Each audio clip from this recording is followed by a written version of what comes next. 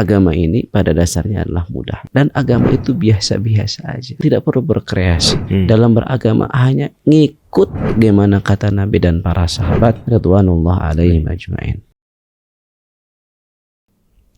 Bahkan ketika beliau di penjara, kan beliau pernah di penjara. Syekhul Islam pernah di penjara karena difitnah. Beliau mengatakan begini ketika di penjara, "Lau badaltu mil'a hadhihi al-qal'ah dhahaban ma adala indi syukra hadhihi an-ni'mah."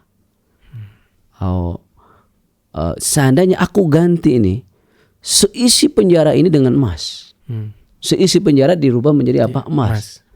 Ma adala indi syukra hadhihi an-ni'mah. Itu tidak sebanding bagiku dengan syukur atas nikmat ini. Artinya beliau di dalam penjara tapi menikmati gitu. Sampai-sampai salah seorang muridnya berkata, kalau aku lelah dengan kehidupan dunia ini, maka hiburanku apa coba? Datang ke penjara melihat wajah Syekhul Islam. Wajahnya yang ceria jadi hiburan. Orang yang di luar penjara menghibur diri hanya melihat wajah orang yang ada di dalam penjara. Ya, bahkan dikisahkan ya bahwa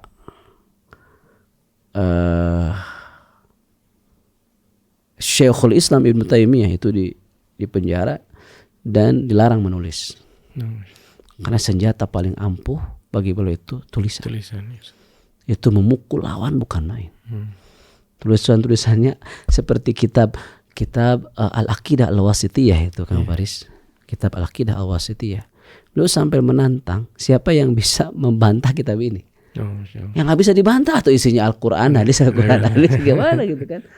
Ditunggu itu oleh Syekhul Islam. Karena beliau kan difitnah sampai diadili di Mesir segala macam. Sampai di pengadilan setelah disampaikan bagaimana Ahlus Sunnah wal Jamaah itu, justru banyak di antara mereka setelah mendengarkan apa yang dijelaskan oleh Syekhul Islam itu tobat.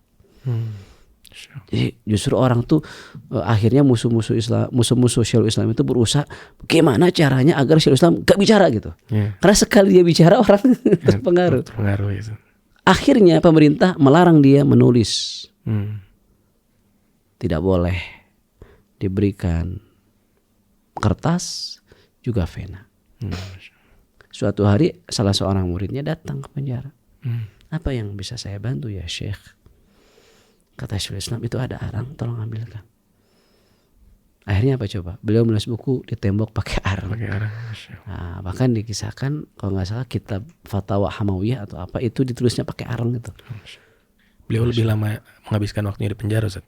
Enggak juga lebih lama, tapi yang jelas beberapa kali beliau di penjara. Bahkan dari situ dipindahkan di penjara lain. Lalu di penjara beliau pernah di penjara, di dalam penjara napinya itu kasus berat. Kalau sekarang di mana nih? Di Nusa Kambangan. Pokoknya kasus-kasus berat gitu. Disatukan. Itu mah berubah. Jadi narapidana yang tadi itu berubah jadi santrinya. Jadi santrinya. Akhirnya apa coba? Apa yang dilakukan oleh penguasa? Dikeluarkan itu semuanya. Kenapa? Takut terpengaruh oleh Islam. Allahu Akbar. Ma yasna'u bi ana jannati fis sadri. Aina maruhtu fahiyama ila tufarikuni. Apa yang bisa dilakukan oleh musuhku? Aku adalah orang yang surganya ada di dalam dadaku. Kemana aku pergi, dia selalu bersamaku, tidak meninggalkan aku. Itulah sosok Syekhul Islam Ibnu Taimiyah rahimahullahu ta'ala. Agama itu mudah. Cukupkanlah dengan apa yang diajarkan oleh Rasul dan dipraktekkan oleh para sahabat. Belajar Islam, berilmu sebelum berucap dan beramal.